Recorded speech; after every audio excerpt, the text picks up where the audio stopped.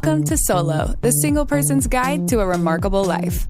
Your host, a behavioral scientist and bachelor, talks to leading experts and successful singles about living solo and living well. Travel more, make things, sleep in when you want to. Here's the playbook for the person who is unapologetically unattached. Now, please welcome Dr. Peter McGraw. Welcome back. Thanks to you, the podcast continues to grow. There's a lot of unapologetically unattached people out there, and I suspect there'll be more when the pandemic ends. With that in mind, I'm starting to develop the Solo community. I'll be hosting some live Zoom events where you can communicate with others about single life. If you want to join, please go to the Solo podcast page at petermcgraw.org to sign up. This episode was scheduled in haste after I received an uplifting email from a friend and Solo listener where he told me that he's using his quarantine to sharpen his sword. We also discuss his nearly 60 30-day challenges that he's been doing for more than 5 years running and why they make him fulfilled yet undateable. I hope you enjoyed the episode. Let's get started.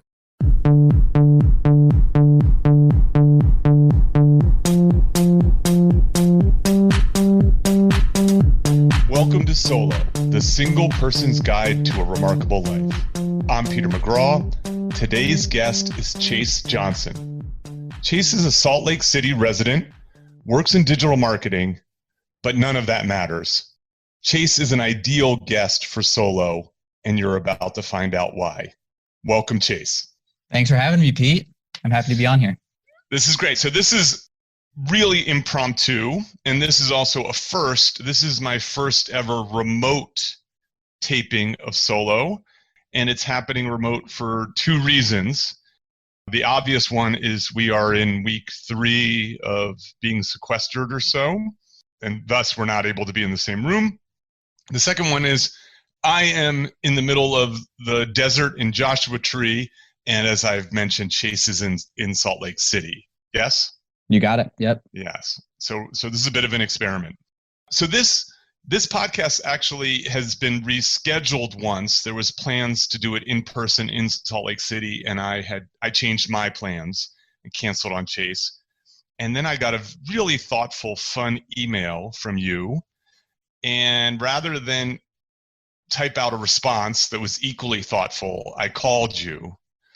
But you said something in that email that made me want to get you on the podcast immediately. Do you know what that is? It's got to be one of my last paragraphs around the dating scene. No, not at all. Actually, I'm not interested in your dating life at the moment. Fair enough. I mean, not that it's not extraordinary, I'm sure. We'll get to that, I guess. But you had said that you were using this time to sharpen your sword. Indeed. And I liked that for two reasons.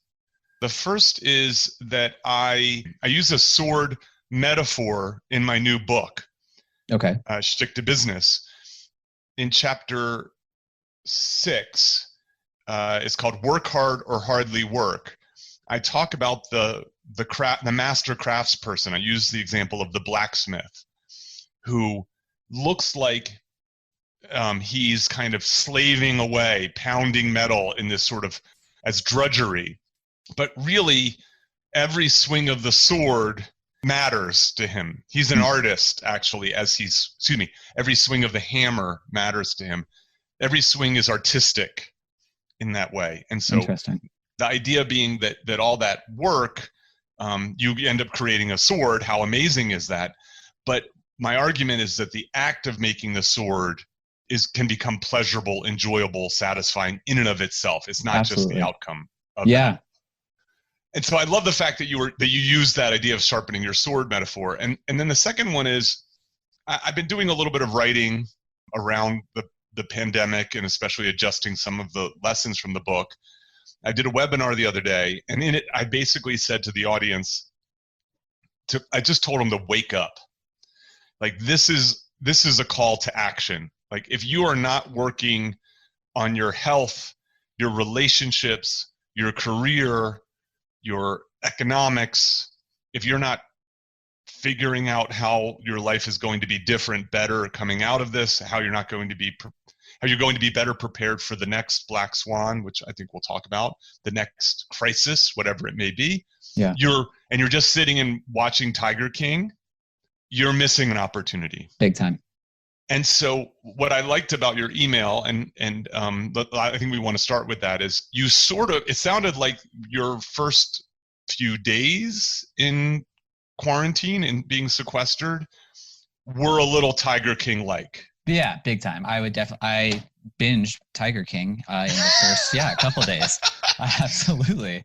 I think that I learned a valuable lesson. Like I was able to reflect after.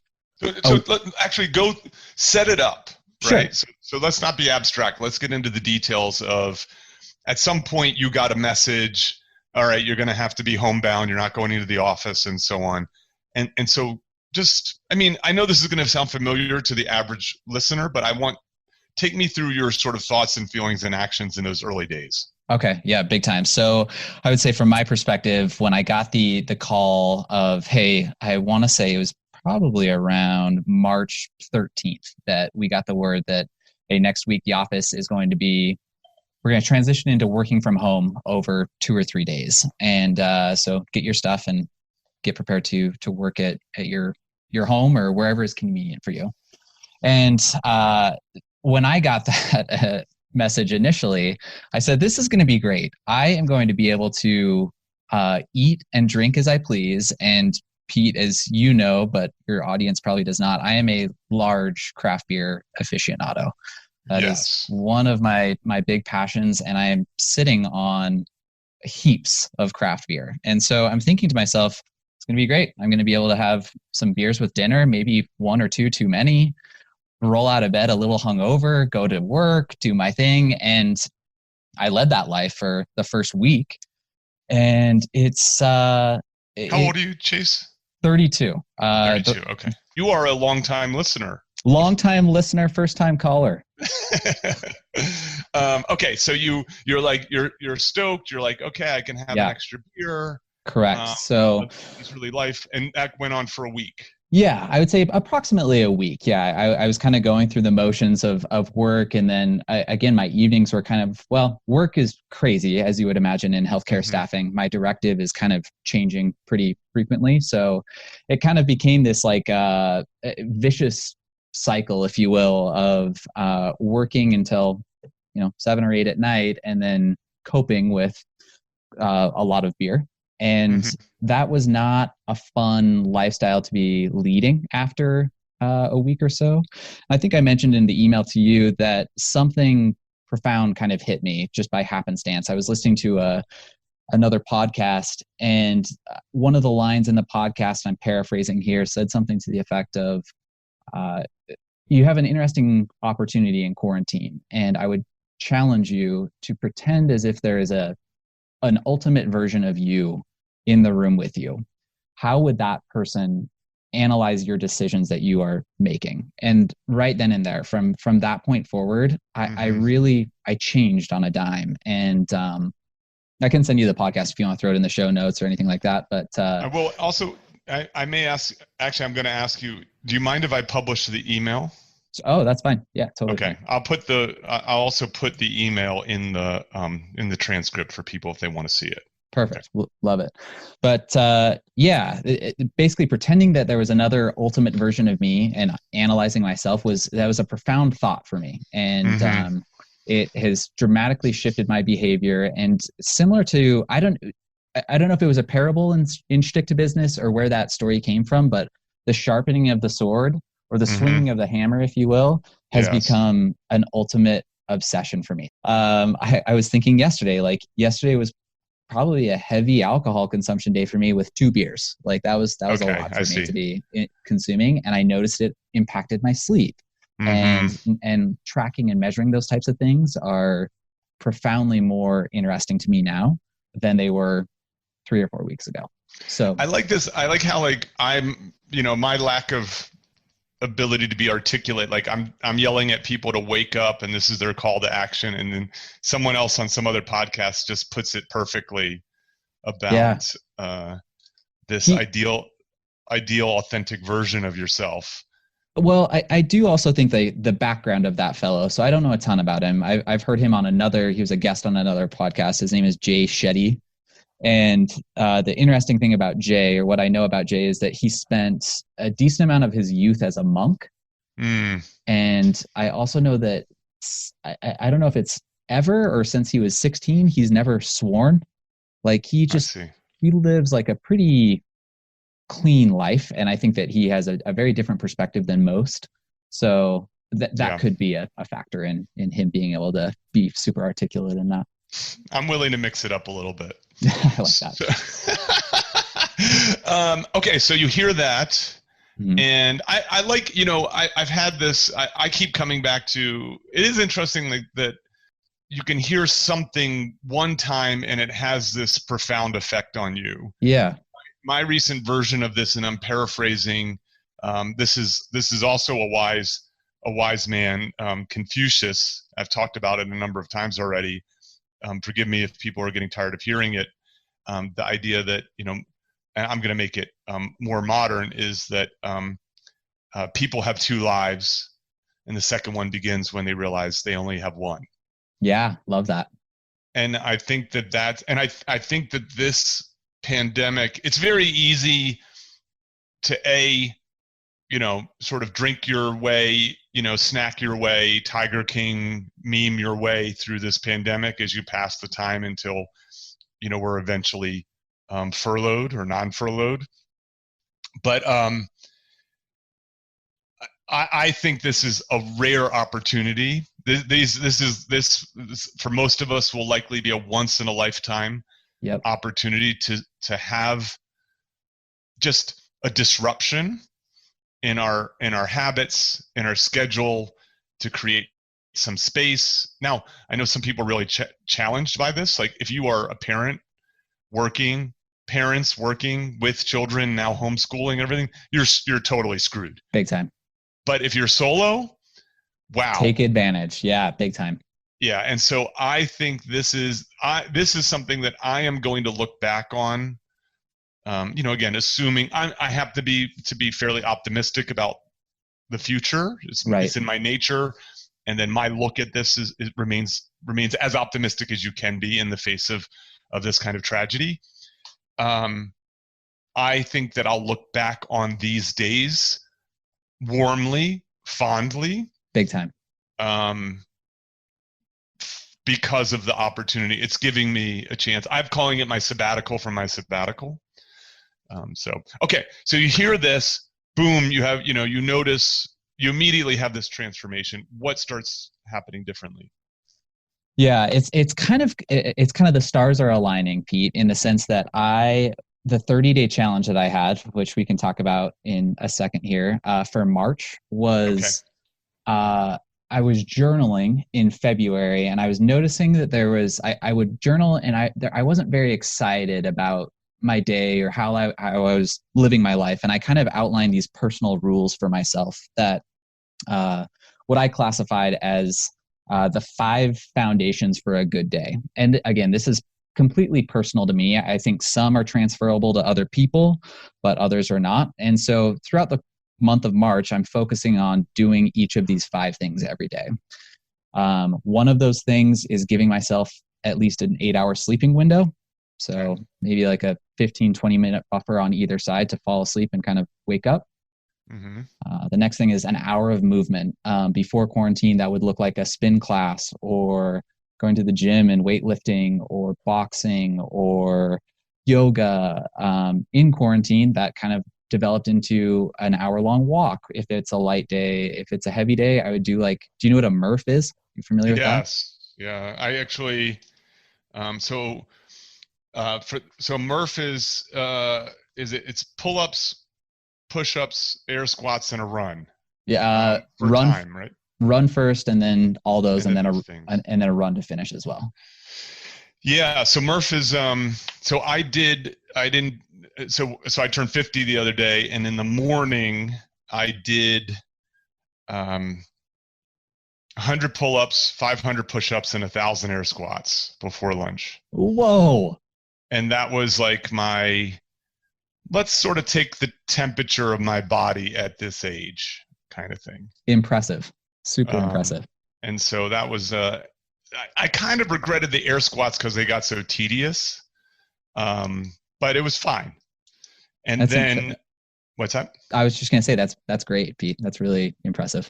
But I didn't do any running. That's the thing about Murph is you do a mile. Is it a mile run? It's a mile to start and a mile to finish. Yep. Yeah. So that makes it even. Murph's harder than what I did. Murphs are tough. So it took me a while to build up to a Murph, to be honest. I would do half Murphs for the first little bit. Now I can do a full one. Not with I mean, we'll try to get a picture of you, but for the listener, like when you hear about you liking craft beer, it's easy to think of this kind of guy who's got this big bushy beard and a big beer belly and so on. That's not the case. You do have a cool mustache, but you are a fit guy. It's a Corona stash. Let's be clear. It's not going to be on my face after this quarantine. I'm not a big fan of mustaches. It looks good on you, I must admit. I've heard a few people say that, and we'll see what it looks like out in the real world, but it's terrifying. Okay, so 8 hours of sleep, 1 hour of movement. Yep, you got it. The next thing is, again, personal to me, don't drink like an asshole rule. Okay, good. So drinking like an asshole to me is anything over 2 drinks, I would say. Okay. Like you're kind of exceeding your limit at that point. And so the rule in place, a lot of my friend group is centered around craft beer. Mm-hmm. So that drinking like an asshole is somewhat inevitable. So I said, if I do drink like an asshole, that means 0 beers the next day. So so you have a penalty for failing that one. Correct. Yeah. So there's that one. And then this one might be a little bit more transferable. I try and drink half my body weight in ounces of water per day. Okay. I think hydration is a big... especially number 4, see number 3. Right, correct. Right. How did you do day previously? And then Pete, the one I really had trouble defining, and I think with those previous 4, all of them are metric and number based. This 5th one, I had a lot of trouble getting to the bottom of, chatting with like my therapist and friends on how to quantify this. And I've identified it as intimate relations or intimate interactions. And something like this, what we're doing right now, would qualify in my mind. I see. And I felt very scummy when I tried to quantify it. And so after about 5 or 6 days, I said, I'm going to kind of define intimate interactions for myself, similarly to how the Supreme Court defines pornography. Yeah, so you know it when you see it. You know it when you see it, precisely. Yeah, so I actually appreciate the fact that like I don't get a 0.5 and then you having a threesome gets a 2.5. Right, exactly. Right, yeah, that would just make you feel like a bad friend, right? I get it. I understand what you mean. That's great. But the idea is that you're pursuing some sort of intimate interaction every day, and the better the quality, the better you would sort of quote unquote score that, so to speak. Correct. Like there would be days, the reason I wanted to bake that one in there is there would be days that I would, be working long hours, and the only interactions I would have would be with work people. And the work people are great and important to me, but I also would say friends and family are equally, if not more important in my life. And so fostering those relationships are, you have to focus on it. And so this was in February that you were doing this? This was in March. So it coincided with, again, like March 13th is kind of the day my world changed a little bit, and I could still focus on those things. And I think the first week of quarantine, I was pretty liberal with like that rule number 3 of, if you're drinking too much, like, I don't know, I compensated with more water the next day or whatever that looked like. Like I've violated that a little bit. What strikes me about you is you seem to me to be a kind of work to live kind of person. Yeah. You're clearly good at your job. I have no doubt about that. It's a hunch, but I'd be surprised if your manager's not happy with you. I appreciate that. That said, I think that you and I share some similarities, but that's a difference. Like for me, I'm a live to work kind of person. Oh, interesting. I wouldn't have guessed that.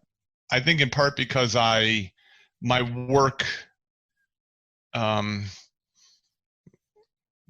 nature of my work is, even though it doesn't necessarily make me money, I still treat a lot of my creative endeavors like work rather than like hobbies. I think that speaks to the quality of your creative work. Wouldn't you agree? Yeah, I guess. I mean, perhaps. I think also some of it is I just have a head start on you. Like I wouldn't be surprised, Chase, if 10 years from now, you're not working in digital marketing. Yeah. You know what I mean? Like I think that. So let's here and here I'll give you my example of this. Let's talk about your 30-day challenges. Sure. So this 30-day challenge, your 5 foundations for a good day, which I like, is one of how many 30-day challenges have you done? That's a great question. I had to put together a presentation for my marketing group. Looks like February of 2018. And I had tracked all of my 30-day challenges from 2015 through January of 2018. So it looks like June of 2015 is when I started. And I don't have great documentation for all of it, but I don't believe that I've missed a month of 30-day challenges since then. So, okay, so what's the math on that? Really quickly, that's 5 years, 12 months. 60 of these? So you've done 60 30-day challenges? I guess less, because that's starting in June and we're through April, so okay. 50. All right, but 50 plus. Yeah, that's right. So you've done a lot. And so how did that start? First of all, it makes me sad that you haven't documented them, even if it's just in a journal. I know. I feel like that's a missed opportunity. I totally agree. Well, I think we were talking off air of I'm good at the doing and not great at the documenting. I think so. So for the listener, Chase and I started chatting and I was like, shut the fuck up. Because what always happens in these podcasts is like you're in the elevator and someone drops like some bit of gold, you know what I mean, that you can't recapture, so to speak. So Chase, yeah, you were saying like how did you phrase it? You're good at X but bad at documenting. Oh yeah, I'm good at the doing. I'm bad at the documenting. You're good at doing, bad at documenting. I like to say I'm good at producing. I'm bad at promoting. And it helps to have the 1-2 punch. Can I ask you, I know you don't want me to be interviewing you, but I feel like the promoting aspect for both your book currently and the podcast as of lately, it has been really exceptional. I think you're doing very well at promoting those things. Was that a conscious switch that flipped rather? It was, yes. So first of all, thank you. I think with the book, a few things happened. One is I know pride is one of the 7 deadly sins, but I'm proud of the book. Like good. The book's good. You know what I mean? I do. I believe it. I believe the book's good. And I'm willing to say when things aren't good. You know what I mean? So, and I think that I think besides it being entertaining for the right audience, of course, I think that there's some actually really useful takeaways in there. Yeah. And so I think I'm doing a disservice to myself and to other people if I don't do my best to get it out there. I think that's very fair. And so I also invested a lot more in this book than I did my previous book. So I financed this book. Oh, you did. And so I have even more skin in the game also, which is it's an idea that I like a lot. Now, solo, I don't think I've done a good job of I've done a good job of promoting solo within my little circle. One of my big to-dos while I'm in the desert and beyond is to start getting the word out about this right now I have been relying on a small number of followers on Twitter, Instagram, Facebook, LinkedIn, and then frankly listener word of mouth, which has been incredible. Yeah, I feel like I don't remember the last day that has gone by that I haven't talked about your podcast. You're not the only one. I have friends. Weird. it comes up on dates. It is weird. Yep. I'm telling you. So, but obviously I need to get in front of some bigger mouths, big speakers, some big media outlets and beyond to get the word out. And I feel the same way. Mm-hmm. I think that solo has an important uplifting message. I think there's product market fit. I think that there are the people who are listening are optimistic people. I think they're tired of being embarrassed. Yeah. I think that they recognize that there's more to life than marriage and kids. And oh, by the way, congratulations if you are listening without children and a less than desirable spouse. Yeah. Because if you had any cracks, they're showing right now. Big time. Yeah. I feel for people right now. I do too. I'm seeing it in some of my friend groups that relationships that were kind of held together with duct tape and shoestring they're falling apart really quickly. Indeed. Actually, one of my my next tapings, I don't know when it'll come out. It may even come out before this, to be honest. We'll see. Is with a divorce lawyer / mediator. Oh, wow. When was it recorded? I'm recording it after this, but I feel like it's so important you might get trumped. Yeah, that's totally fine. That sounds more important. Yeah. So, okay. So, 58 or so of these 30-day challenges. Do you remember how it started? I do. So it started with a presentation at work. Coworker of mine came in and it's just kind of a fluffy team meeting. And she was presenting about this fellow named Matt Cutts. And Matt Cutts is, or was at the time, the head of web spam at Google. Okay. And my role in marketing at that time was basically ranking all of our sites higher in Google. And so this presentation she brought in was from like my digital marketing hero. This guy he could do no wrong.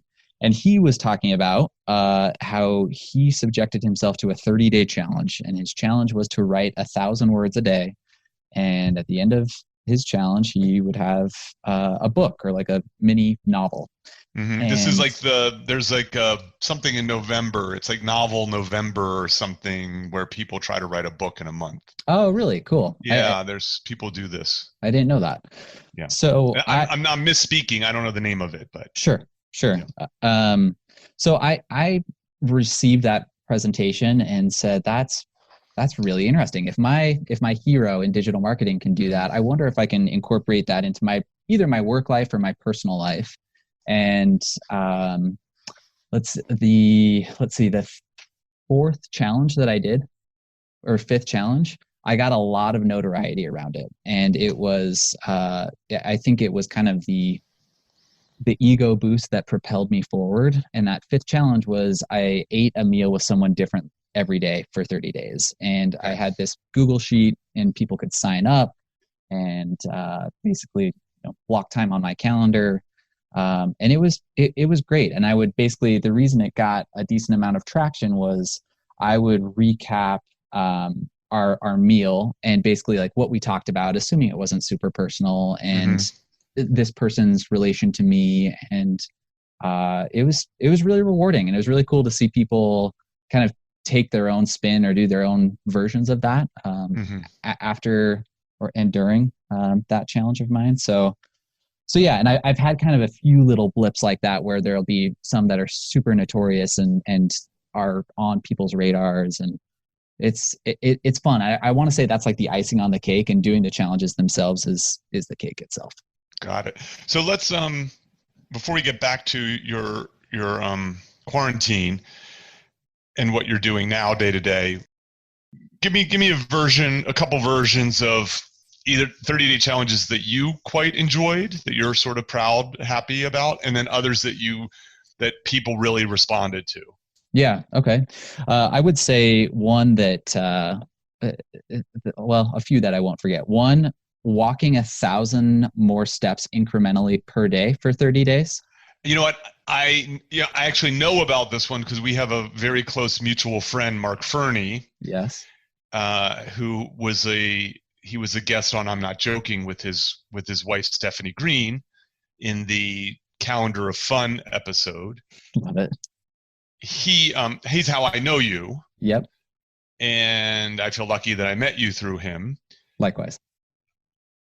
He told me about this one. So that's a memorable one. That one was a memorable one, especially towards the end. Like when you're getting into 25,000, 26,000 steps the next day, 27,000. Like I'll never forget what those days looked like in the last 5 days. It was wake up early, get as many steps in as I could before work, go to work. And you were not on a treadmill. You were actually outside for this. I was outside. It looks like that was, what month was that? I have some of these documented. Uh-huh.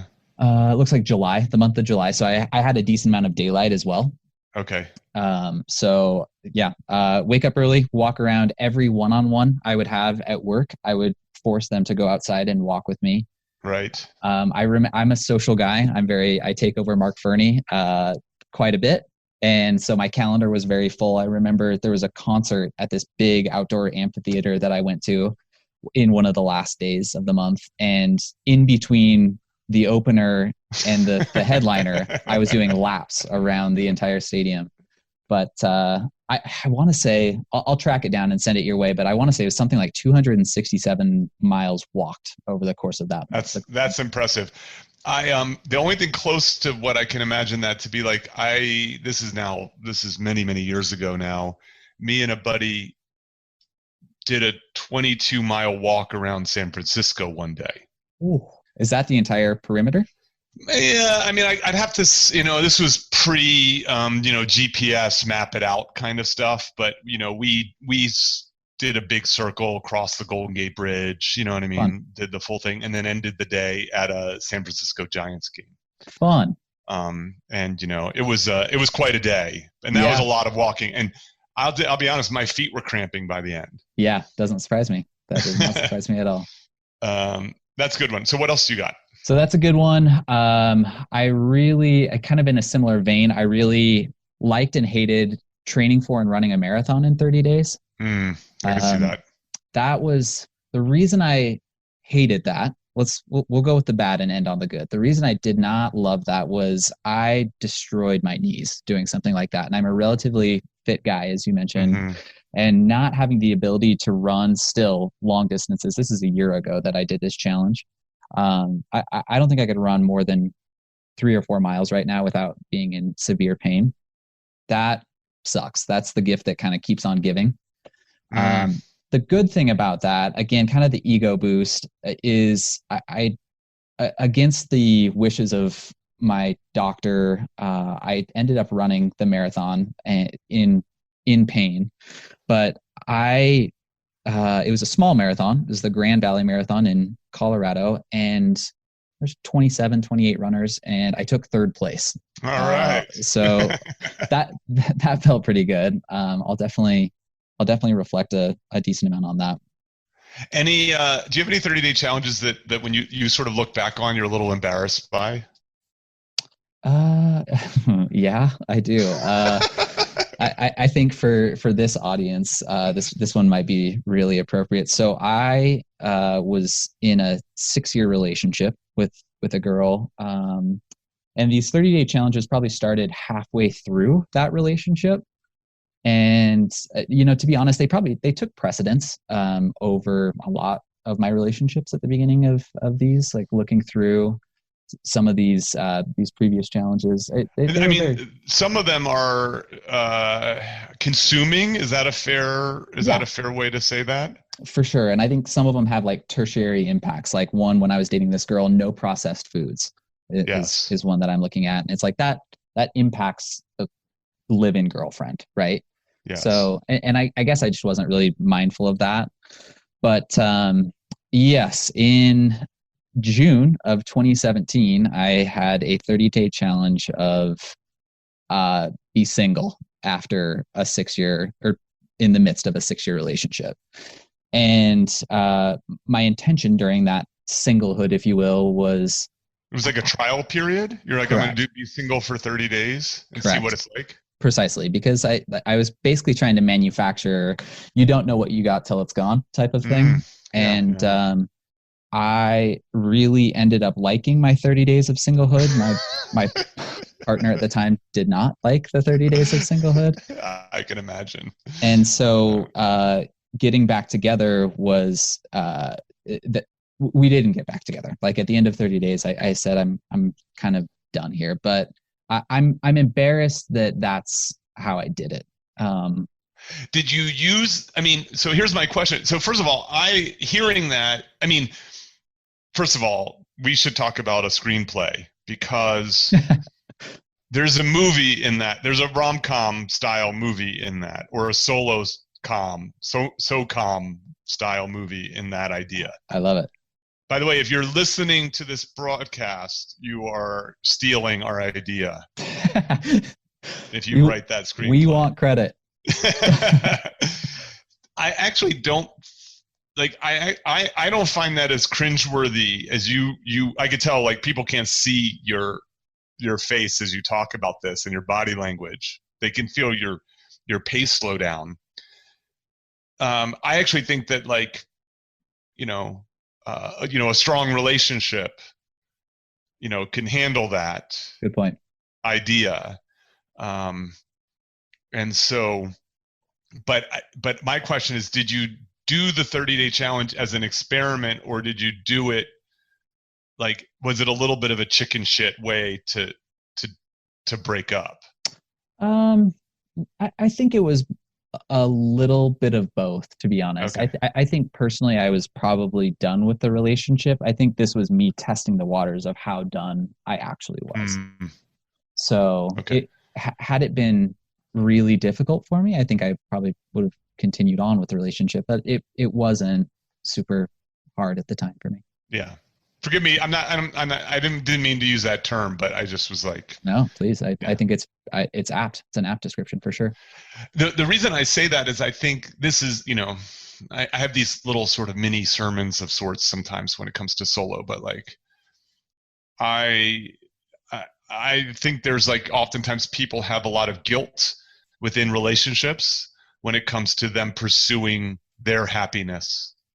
And the reason is that they feel guilty because they're pursuing their happiness will make someone else less happy. Yeah. And then they sacrifice their happiness so as to not make someone else less happy. Right. And I think that kind of a relationship is ultimately doomed. That the best relationships are two people pursuing what makes them happy, call it, I like the term remarkable, good life, whatever, you know what I mean? Yeah. Happiness is sort of loaded.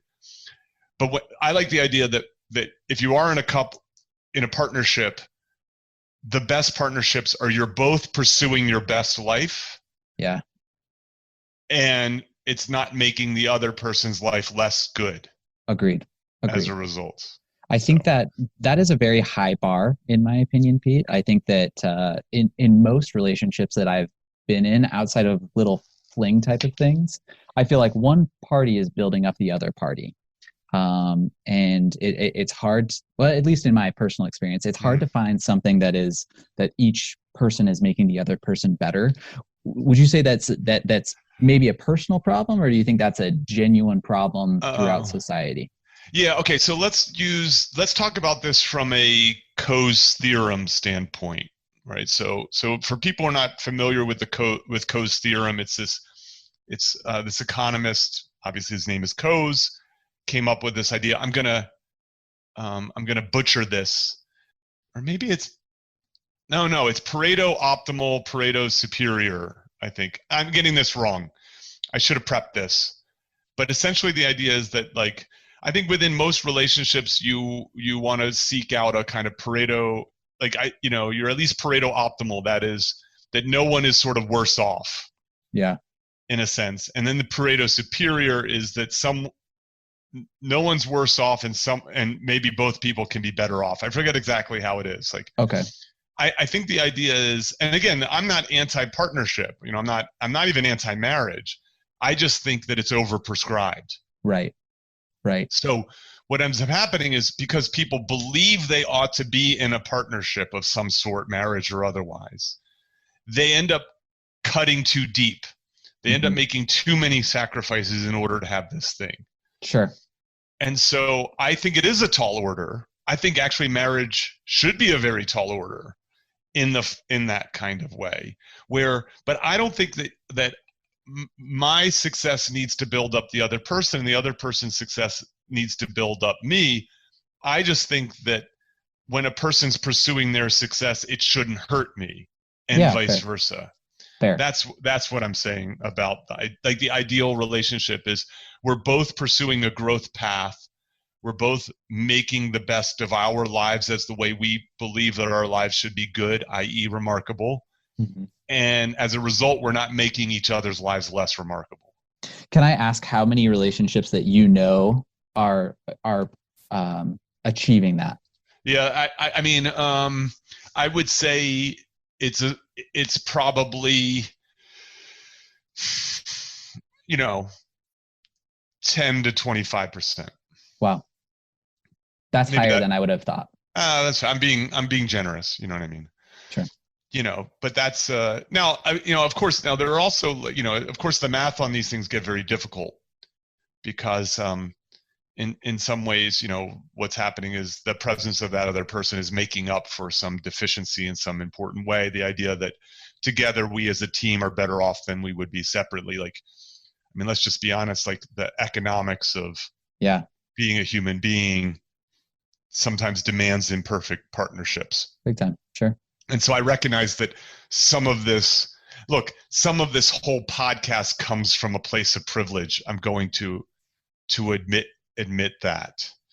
And so I don't have a solution for someone who, is just having such a hard time making ends meet. Yeah. That they need to compromise on the quality of a partner in order to just be able to afford housing, shelter, healthcare, food, and so on. And so I am, I'm sympathetic to people who make compromises for their own survival. Yeah. Yeah. We're both lucky in that regard that we can afford to live and, maintain a certain lifestyle without a partner in there. Indeed. Yeah. I mean, look, I've had a chance to turning 50. I've had a chance to really reflect on my life, and wondering if I'm truly walking the talk of a remarkable life. But the ability to, and I did this on, I think it was March. So your sort of D-Day was March 13th. Mm-hmm. Mine was a little later. Mine was, I think, March 23rd.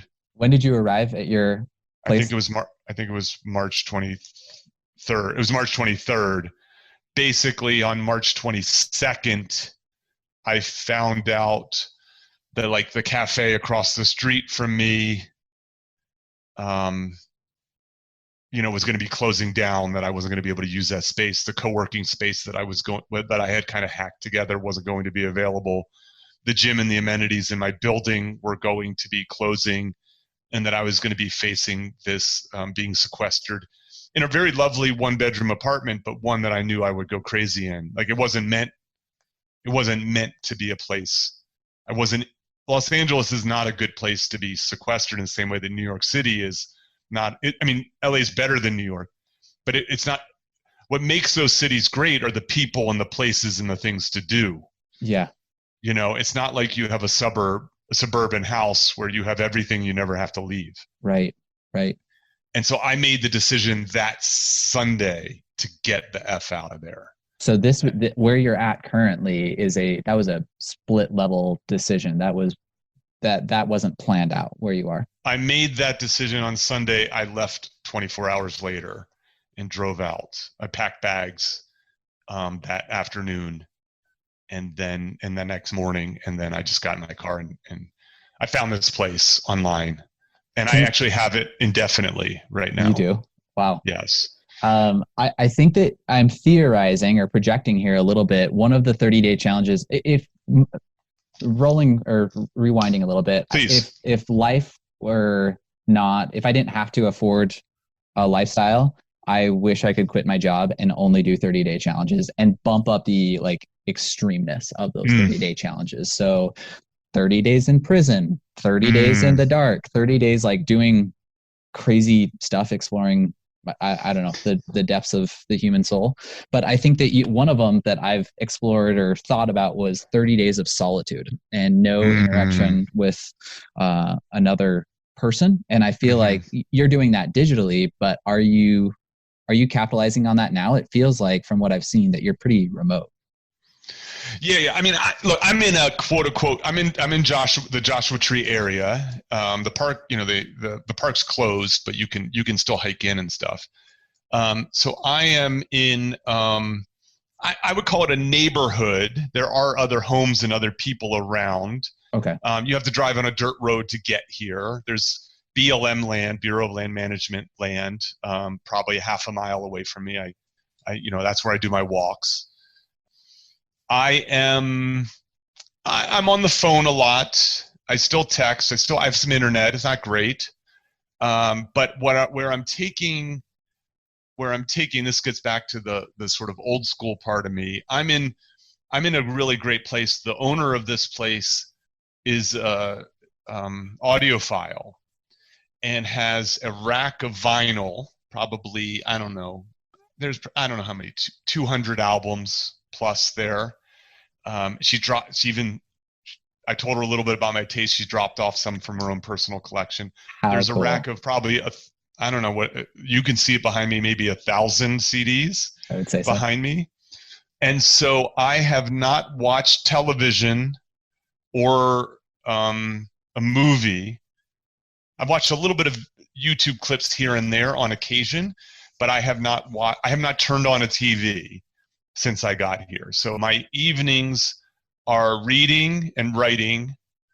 Well, that's it, reading and writing. Love it. So I turn my phone off at a certain point of time. I disconnect from the internet at a certain point of time.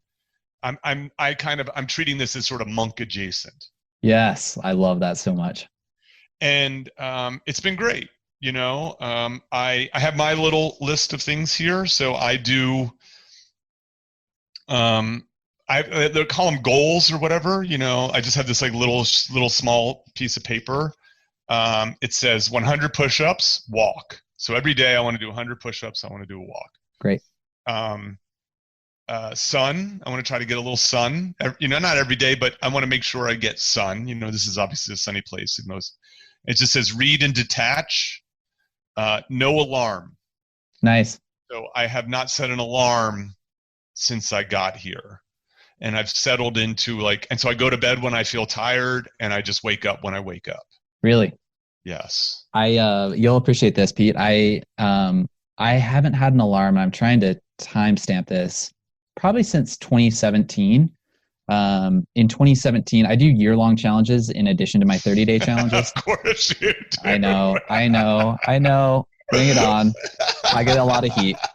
This is what makes me ultimately undateable, in my opinion, is like my life is so structured and in boxes and whatever. But my year-long challenge of 2017 was get a shredded 6-pack of abs. Okay. Yeah, I remember this. I also heard about this from Mark. So this was this challenge was like the most mentally and physically taxing thing in my life. But to hit on what we were talking about earlier is no alarm clock. So I would have to set my alarm really early during this year during 2017 because of it was like 2 hours in the gym every day. And if I wasn't in the gym or at work, I was doing laundry, I was meal prepping, I was doing dishes.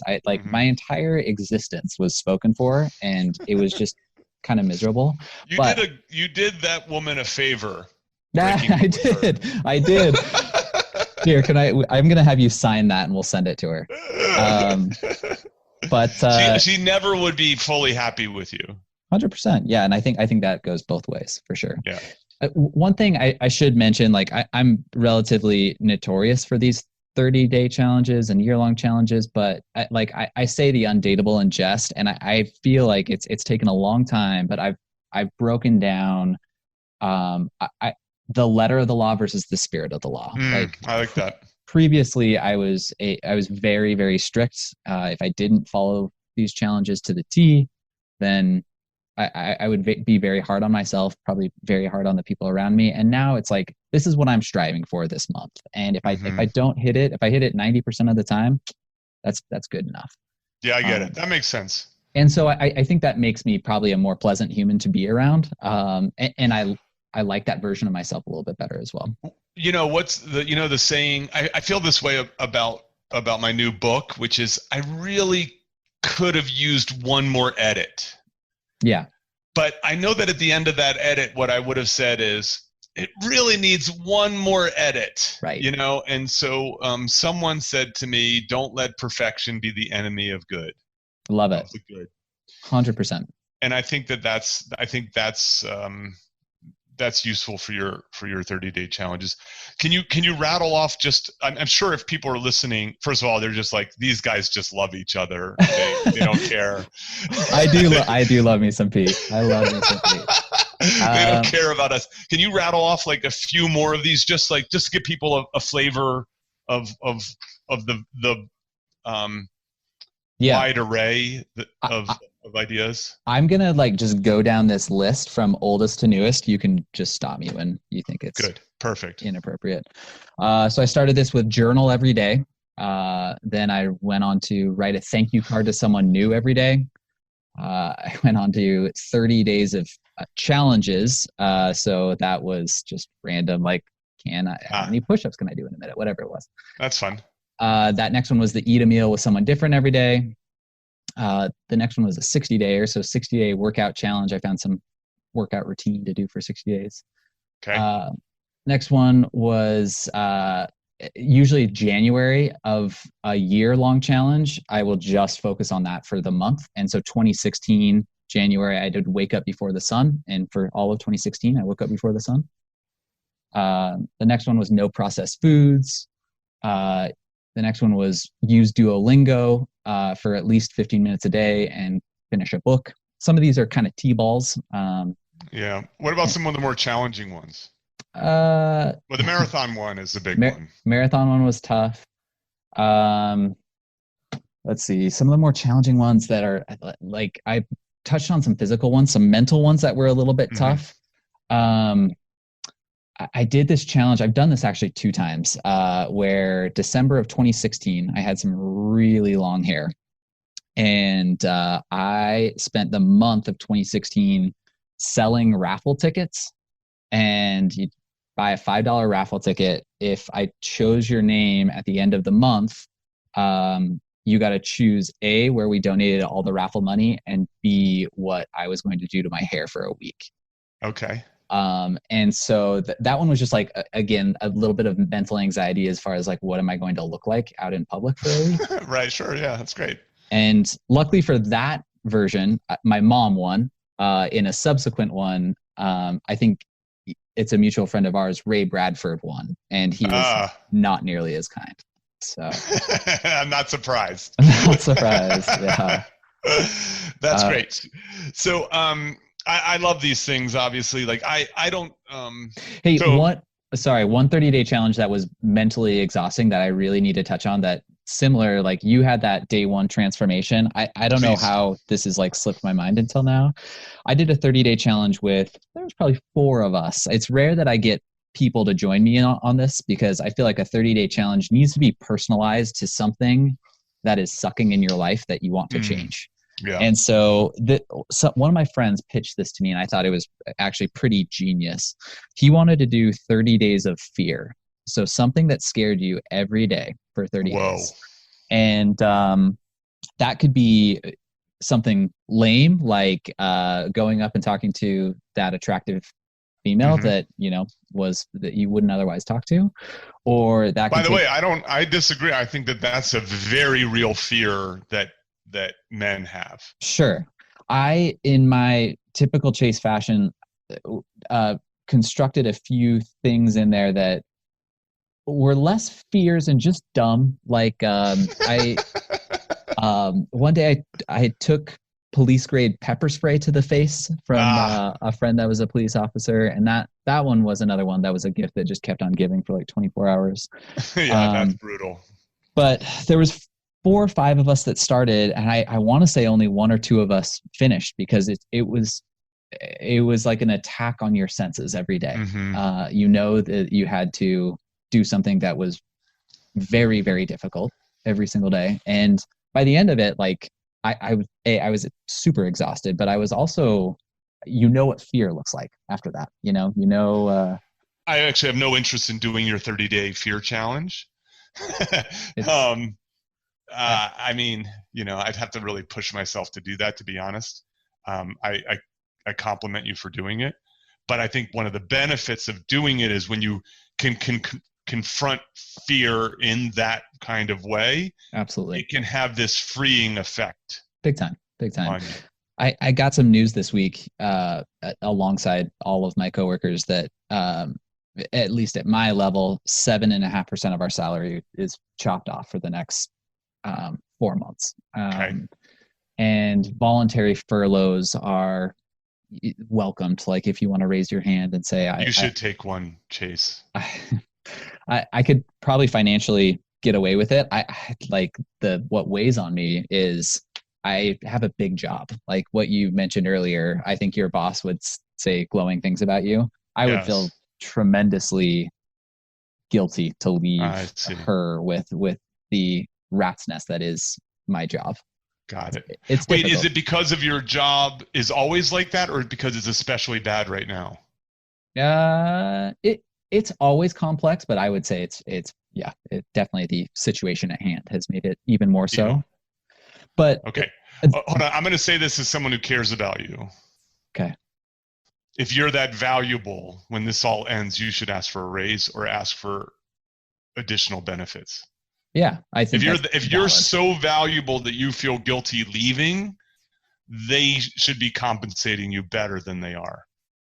Very valid. Absolutely valid points. And I think I've justified probably a lower compensation historically because I value that freedom that you and I have talked about. And I think that I have this weird intersection of the perfect amount of challenge with also the perfect amount of ability to walk away for a week. Like I can get away for a week and the world will be fine. If I took a month, if I took a couple weeks, that might get a little tougher.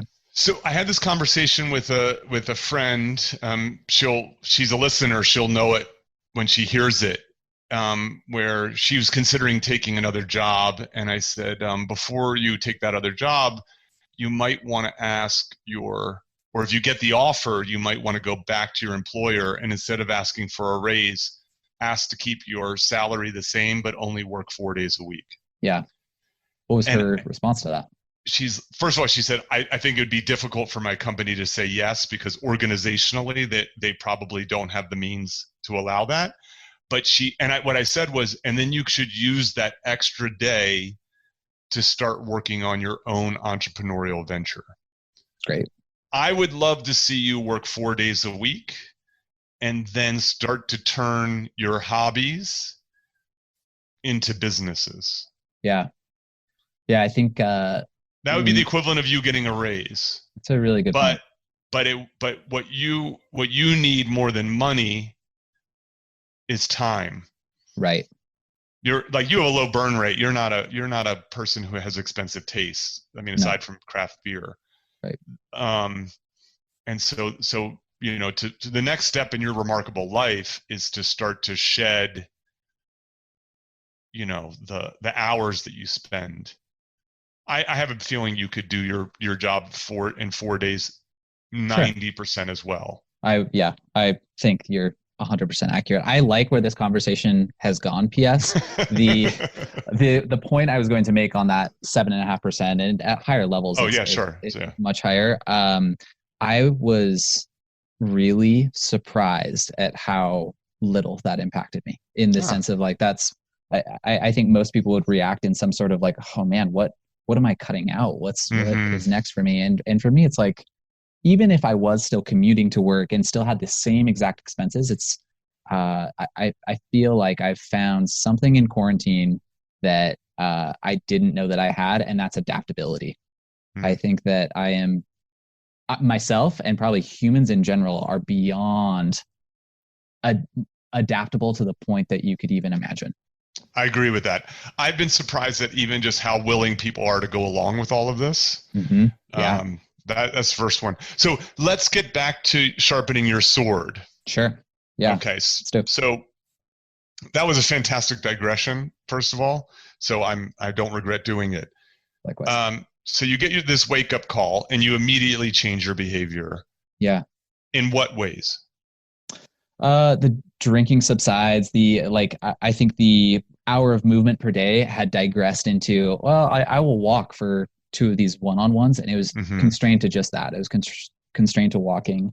And for better or worse, I don't like to admit this about myself, but like when I hop on the scale in the morning, that will dictate in my mind, like, okay, is this an intermittent fasting until lunch type of day? Or is this I can eat breakfast because and not that I crave breakfast or anything like that. And I've stopped caring about that. I care more about, am I hungry? I'm going to eat, I think it's, the superficial things have kind of gone by the wayside. I feel like that first week was very selfish and I got to work my tail off, and then I'm going to drink to compensate. Now my days are they're structured in a way of I'm going to work. And before this podcast, I had a 2-hour long conversation with another friend and a quick 15-minute powwow with another friend. And I think that people are feeding off of positivity within quarantine because everyone is so in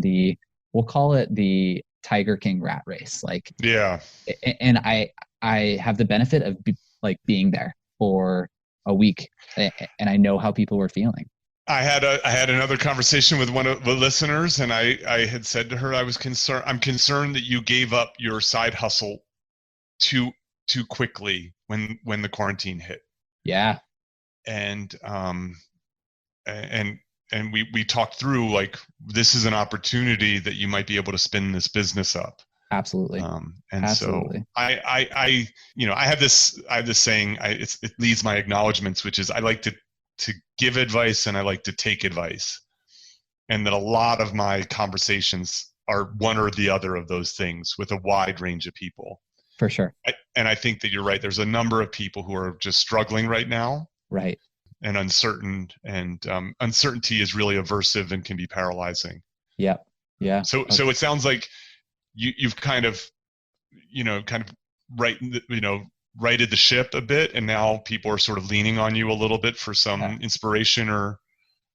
That's what I'm seeing and feeling, and I think that has historically filled my cup, as it were. That gives me energy and a feeling fits the of intimate interactions. Precisely, yeah. And I think I get more strength, if you will, or fortitude from giving advice versus receiving it. Especially when people impart that advice. I love to see a friend of mine is dating this guy, and he's long distance. They don't subscribe to the same religion or ideological beliefs, I should say. And she's just grasping at straws for dump him. Amen. And so this is a funny story. Send her this podcast when it comes out. She's a fan. P.S. She listens to this. And do both of yourselves a favor. Yes, dump him. So the funny thing, she was chatting with me on Marco Polo. Oh, by the way, dump him compassionately, kindly. Yes, 100%. With grace. Right. You can definitely do that. Yes. We were chatting on Marco Polo, and she was talking about how well, maybe I can kind of bend my moral standards, and she doesn't want to have sex until marriage. Maybe I can, after 3 months of dating, either he bends to me or maybe even I bend to him. She accidentally sends that Marco Polo to her grandmother. Oh no. And the grandmother responds with the exact same advice that I've been saying to her this entire quarantine. I call it my quarantine. The entire quarantine I've been telling her do what's right for you and be true to yourself. And if that's with this guy, P.S. it's not, but follow that. And the grandma is saying the exact same thing. That has been the highlight of my week, Pete. If a 32-year-old man and a 75-year-old woman who both know and care about you give you the same advice, they are correct. 100%. What are you doing? So that was... and if a 50-year-old stranger. Yes, straight up. Agreed. The triangulation on that is 99.9% accurate. Absolutely. Forecast points to lots of rate there. So tell me a few other things so let's do it in this kind of way. Yeah, so, sure. I'm going to try to hustle to get this out. I've upped my, I do a podcast every week now, and then occasionally I'll drop one in earlier, you know what I mean? Like, so maybe there'll be 2 in a week or something like that. I have a feeling that's what I'm going to try to do with this. There's a bit of a production lag, unfortunately. Understandable. But this is going on for a while. So what, anything else that you're doing, or any advice? I'm going to give you a chance to give some advice to listeners or to me about quarantine. Yes. That you think would matter. Okay. Well, I need to do a little bit, just 1 or 2 additional questions for you, in the sense that okay. I know, I'm sorry. By the way, hold on. I just want to say this on the air. There are several candidates for this, but if I drop dead, I should have someone that I hand solo over to. I would be honored. You are a candidate. I would absolutely be honored for this, just so you know. Okay. That would be so much fun. Okay, so one of the things that you mentioned on this podcast earlier was that March 22nd date, when things started closing around you, and you kind of said, I don't know that I can be stranded in this 1-bedroom apartment. Can you tell me about that? Because you currently have like a version of that, but a much bigger version, or what makes it better in Joshua Tree? Yeah, so I think that it's an interesting question. So there's something psychologically different about it. So there are some physical differences. So first of all, this is a bigger space than I have in LA. I call it my box in the sky. And I'm not, trust me, I'm not disparaging it. It's got a wonderful view. It's super cool. It's a great refuge, home base kind of thing. This place has a little extra space, but it also has it has a back patio that I can walk out of, and a fire pit. It's got windows on all 4 sides. Mm-hmm. It has just green space, or the equivalent of it, desert space everywhere. You know what I mean? Like, I look out the window and I see a Joshua tree. I look out another window, I see another Joshua tree.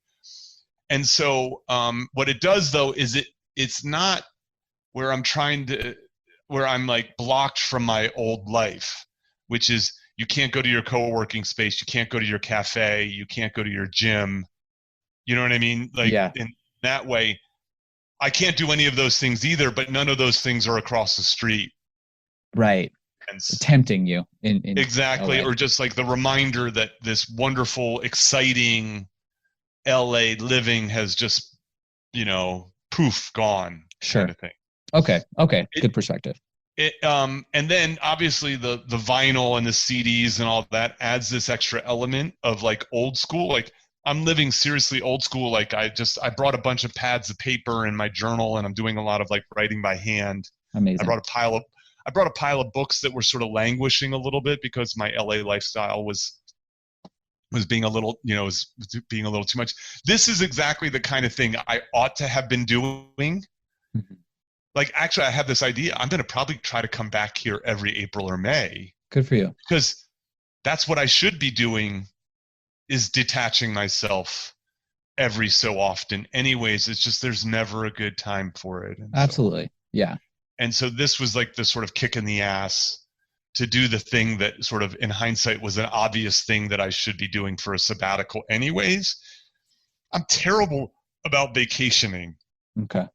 I never vacation. I think the best that I can do is a retreat, and if Bill Gates can go and spend a week in a cabin every year with a pile of books, you could do the same.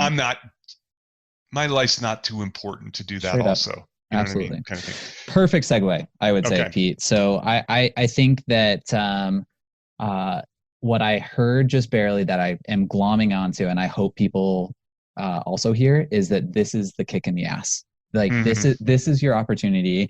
I wanted to, the reason I asked about your place in LA is because my place is 400 square feet of concrete and windows. And mm-hmm. it's very like I'll hop on Zoom calls for work, and people are asking me, "Are you in prison?" Like this, it's very, it's very dry and very. What's it sort? It's there's a word for this, ascetic or something like that. I can't think of the right word. I don't know. I guess for where I'm going with this is the only thing that I have in my life right now, or the only thing that society, I guess, expects of me is that I work. I'm lucky enough to still maintain my job, and that I stay inside. And I think with those constraints, it is infinitely fascinating how I have filled the time. And I think for people, you are going to look back at this point at some point in your life. And for me, I don't want to be the person that said that I binge watched Tiger King 4 times. I want to be the person that completed a Murph like 10 times, or explored a genre of book that he never would have thought, right? Or my uncle passed away earlier this year, and I inherited his iPhone and his his music collection, and it's very similar to what you have. Like, I've spent evenings just deep diving into how he thinks and how he was listening to music in 2013. I'm about to, you're going to make me cry. That's amazing. The cool thing to that, or that on top of that, is I've taken his iPhone, and there's 1,500 songs on there. I've created a Spotify playlist. We can throw this in the show notes too if you want. Oh, that's great. Yes, we should definitely do that. I shared it on his Facebook page. Is still super active because he was a very loved human. And I shared that a week or two ago, and people are stoked. I don't have the full. I'm super misty right now. I love that. I'm glad. He was a special guy to me. So I think now is the opportunity for everyone in their lives to kind of look around and say, what's important to me, and give yourself permission to be okay that that's important to you. Like, craft beer is important to me. I'm not going to beat myself up that I have one craft beer every night. Like, that's not a problem in my mind. So, I think whatever that, it's going to be very unique for every individual, but honor who Pete is, honor who Chase is, listener, honor who you are, and explore the things that make you you. Yeah. I want to reflect this back. So, I have these different principles that I've been working on for these, sort of solo principles. And, I do think that one is more important than ever. And it's this idea of to create more than you consume. Love that. It's very easy to get passive because you're supposed to be at home.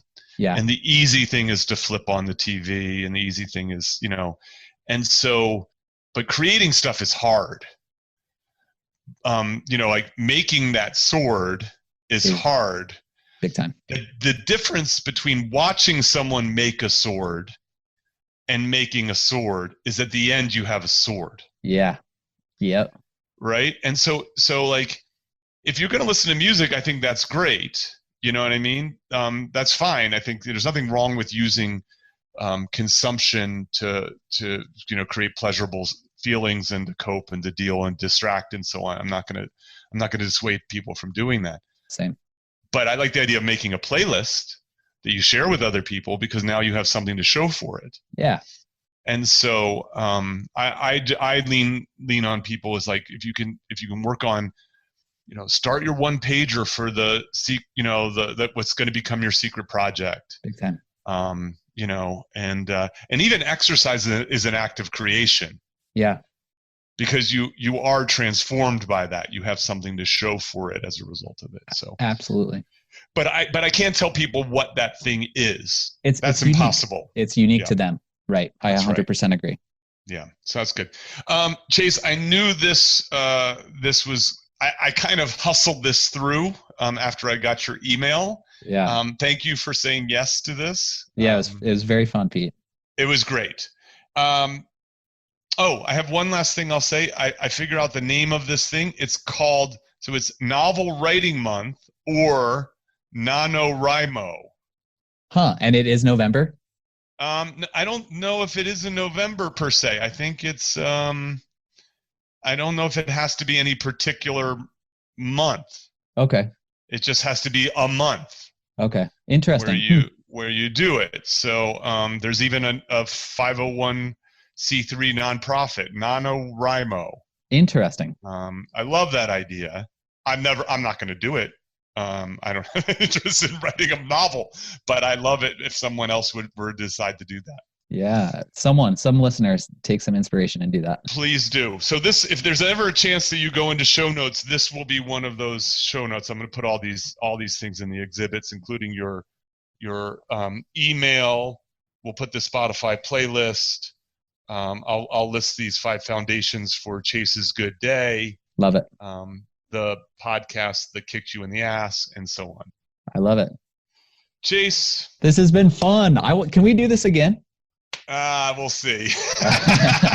Okay, deal. Actually, it would be fun to, when your 30-day challenge TV show or book comes out, I would love to have you on Solo, the Single Person's Guide to a Remarkable Life. Now we are talking. Chase, thanks so much for your time. Thanks a lot, Pete. You're great. Cheers. Thank you for listening to Solo, the Single Person's Guide to a Remarkable Life. For more about our guests and show notes, go to petermcgraw.org. Please subscribe and share with your single friends.